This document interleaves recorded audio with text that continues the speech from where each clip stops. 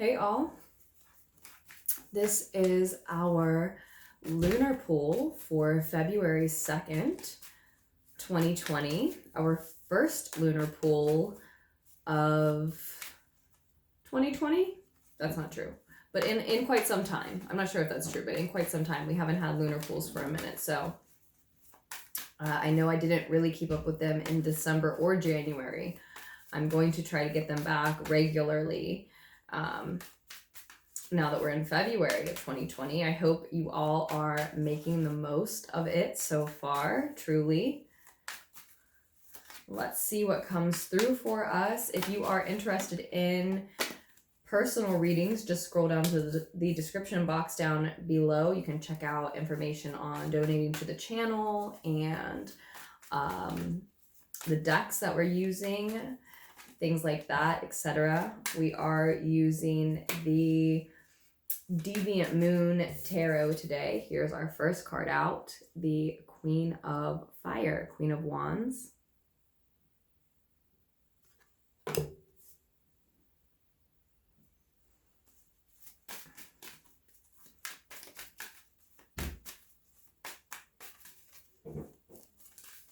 So there is an energy coming through today of us feeling very bold, passionate. We are inspired and inspirational. We are creative. We are accessing the elements. We are able to influence other people very easily. The nature around us in general, the elements, the people, and we're quite persuasive. We're quite influential. Quite persuasive.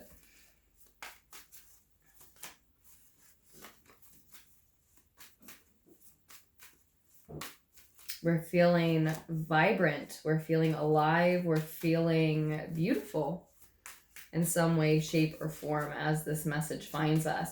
Now, that could be someone near us that we are very focused on.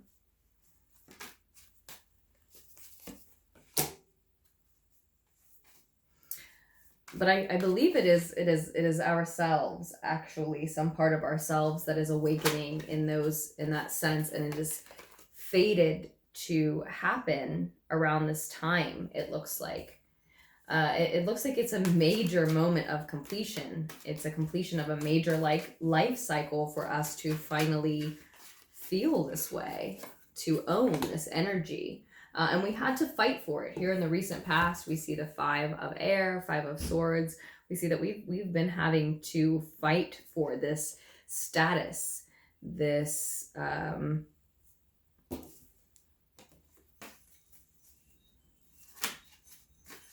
realization of how beautiful our intensity can be.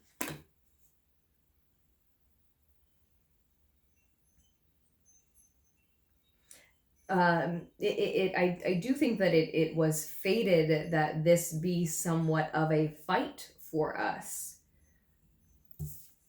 We are advised to notice that we may be, perhaps we're meant to be broken in some sense, disappointed in some sense, prior to finally fully realizing, owning, and embodying this bold, passionate, inspirational, intense, fiery, beautiful, vibrant energy that we are walking with and carrying now.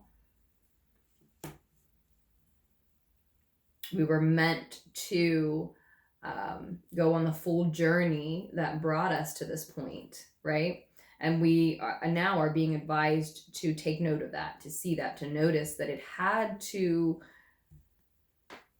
happen the long way. It had to happen the hard way. It had to happen after a lot of lessons were learned, and after we put up a fight in lots of ways. We had to make our way to this point.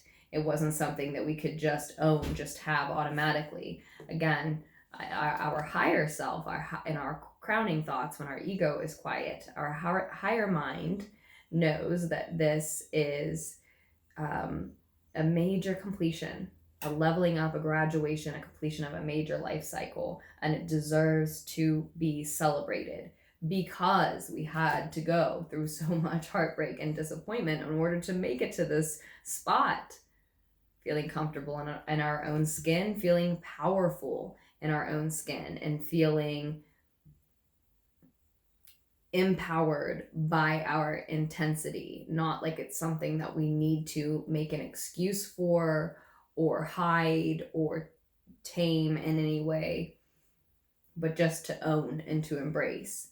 And all of this journey, this completion, this vibrancy, all of this is leading in the near future to us getting to indulge in work that we love to do, the kind that we love to do so much that we don't even notice the time passing. And if it's not that, then it is at least leading us to a very well-made collaboration that allows us to engage in work that is quite necessary for us.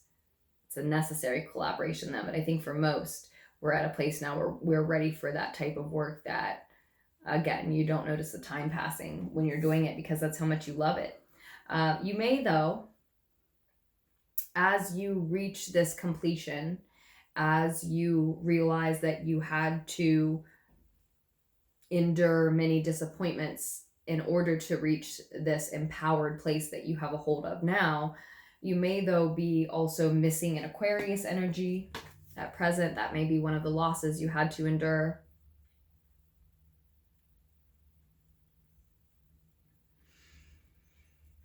For others of you, you are engaging with, dealing with, handling an energy, probably a person around you, very near you, who is stunting, resisting their own healing. And it looks like at present you are a prime example of what it looks like when someone goes through that very strenuous healing journey. However, you are faced with someone that you're not sure how to help. Perhaps they're going to be part of this working collaboration that we see in your near future, because I see that you are engaging with someone who, a lot of you, someone who's just resisting their own healing, just blocking it for some reason. They're feeling hopeless. But for others of you, you're not dealing with anyone else. You're dealing with someone else who's not there. And in that case, you're dealing with a memory, the ghost of someone else. And in that case, it likely is an Aquarian that you've just had some sort of a verbal or at least mental and energetic falling out with, a fight with. But if that's the case, then that is part of the fated heartbreak and part of this fated completion and graduation and leveling up to a new life cycle, to the next life cycle. So it's meant to be in either case, whether it's someone you're going to help heal or someone that you're sort of missing and you are presently healing from missing this Aquarius, perhaps. Either way, it's definitely fated. It is meant to be for you at this time. So if it's someone else around you, this one's easier. If it's the Aquarian that's missing from the picture for you, indulging in, engaging in this necessary or very happy, blissful, playful collaboration, or maybe both, will be somewhat of a cure for you at this time. If, however, you are dealing with someone in your immediate environment, inner circle, very close to you, who is resisting their own healing, do remember that I just said, if this person is feeling hopeless, remember that I just said that you are a prime example of it looks like of what it looks like when someone successfully makes it through that strenuous, challenging healing period. And so I think that they are crossing your path fortuitously. I think it is meant to be for both of you. I think you are meant to sort of lead them through this healing period, guide them in a way. I mean, not in any sort of condescending or assuming way. Of course, you wait for your advice to be asked for. You wait for someone to ask for your help. But some of you, that is exactly what you're going to be engaging in, and they will be engaged in this, involved in this necessary collaboration in your near future that may have to do with work that you also love to do. But you have been through a fight yourself, and you have a lot of wisdom from that fight in your past to offer to someone who's trying to undergo the same transformation, the same healing, the same, trying to walk the same type of path. You do. So if it's being asked for, that can be part of your journey, your what you need in order to level up, graduate, embark on this next chapter, this next major period in your life.